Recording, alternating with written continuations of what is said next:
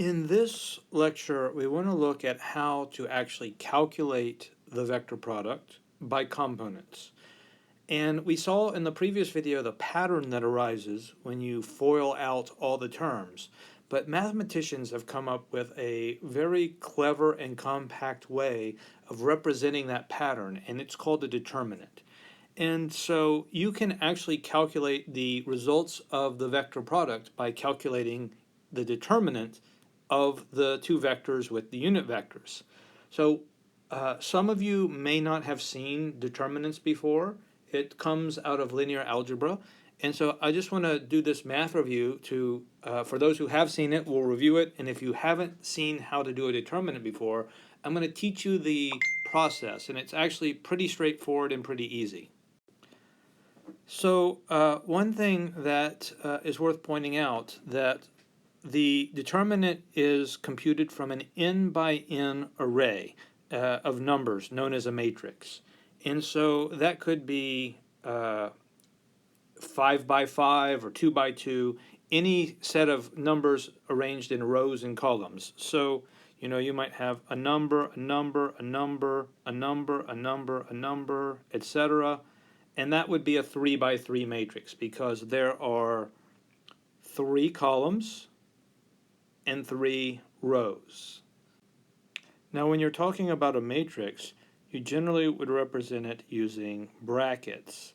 But if you're talking about a determinant, which is something that you do to the matrix, you generally represent it with absolute value bars, as we'll see in some of the next slides.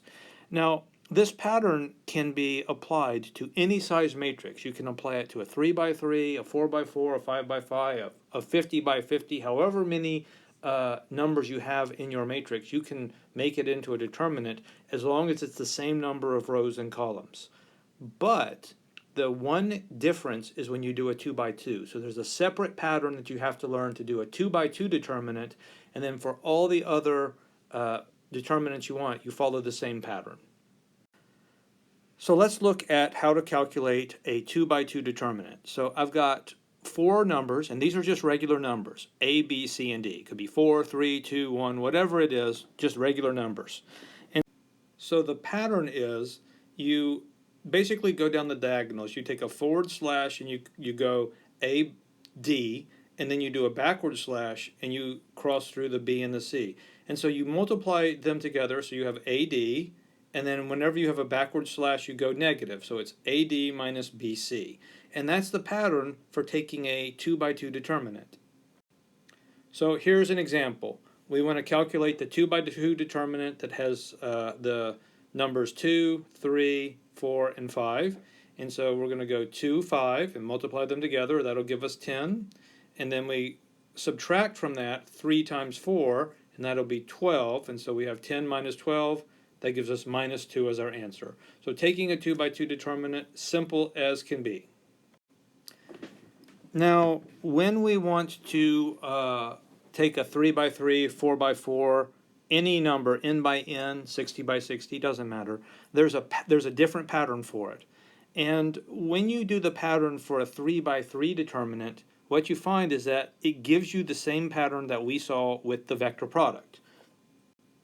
Specifically, you're going to have the first row is going to be made up of the unit vectors, and then the second row is going to be made up of the components of vector A.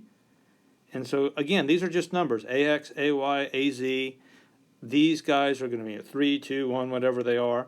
And then for the final row, you're going to have the components of the B vector. And so the unit vectors, the A and the B. Now, keep in mind, this is to form A cross B. So really, when we're talking about this, this second row is the components of the first vector, and this is the components of the second vector.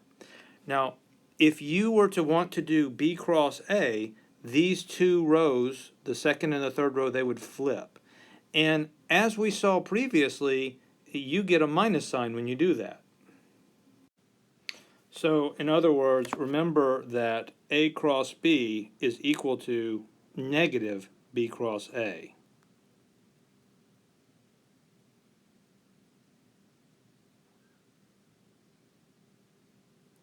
And when we work out how the pattern works, we'll see that that's true.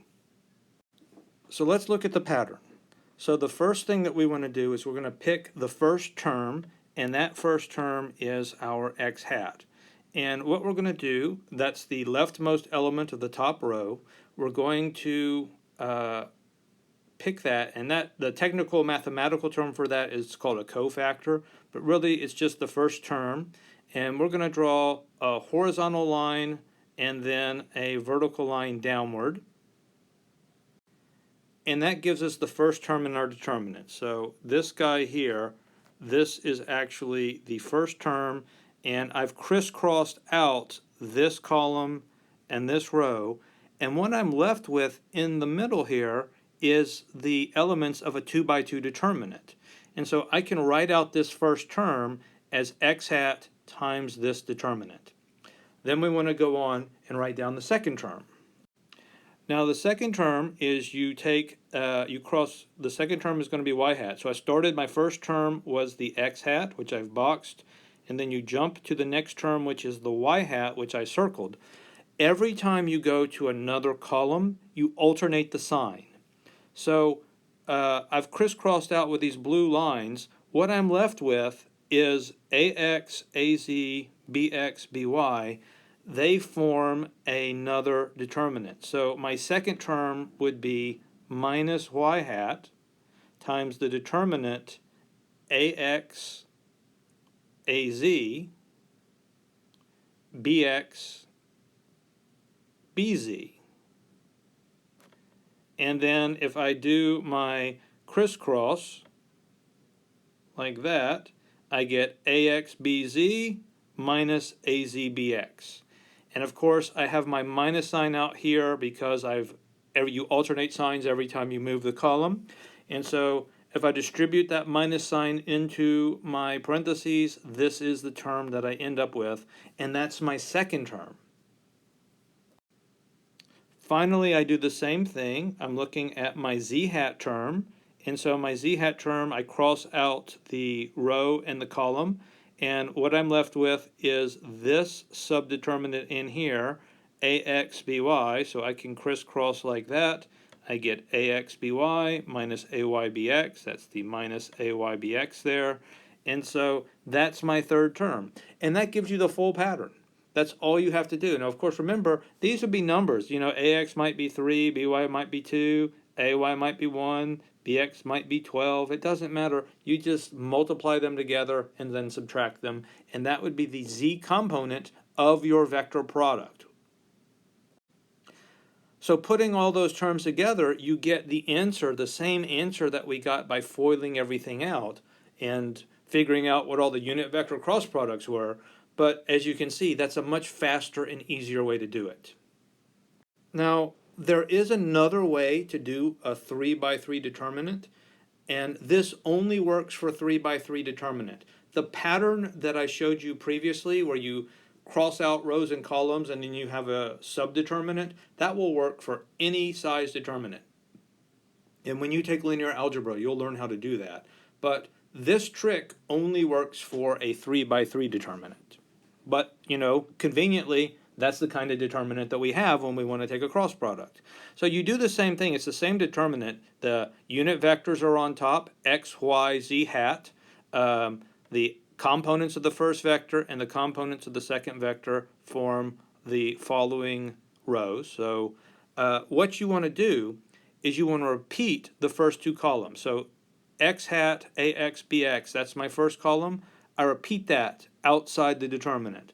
And I want to kind of try to keep my spacing between the columns roughly the same.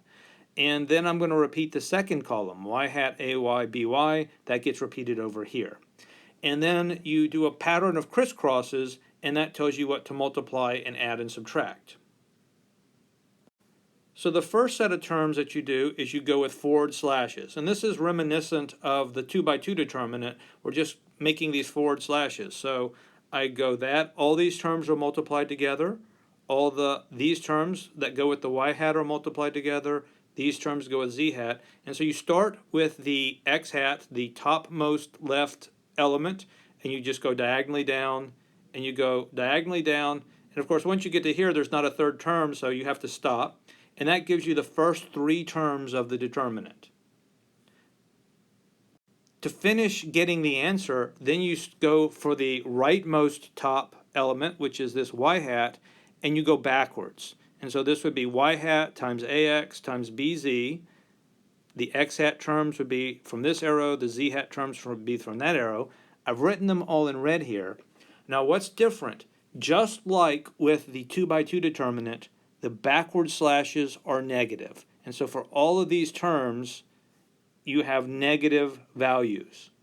And then all you have to do after that is group like terms. So in other words, if I wanted to group like terms, I could say that here is a y hat term and here is a y hat term. So I would have my elements be azbx minus axbz times y hat. That would be a term where I could just group them together, factoring out the y hat. And so when I group all my like terms together, I get the same thing that I got before, this pattern. Now, you can do your determinant either way you want, whichever way makes the most sense to you. I can tell you that the first method that I showed you is faster, but it's a little bit trickier. The second method is a little bit slower, it's a little bit more tedious, but you may be less likely to make a mistake with that method because it's pretty straightforward. I would say try it both ways. You really need to understand how to do it both ways. So try it both ways and then pick the way you like. I don't really care which way you do it. I tend to do it the first way, but you can do it however you want. That's why I gave you the option and showed you both methods.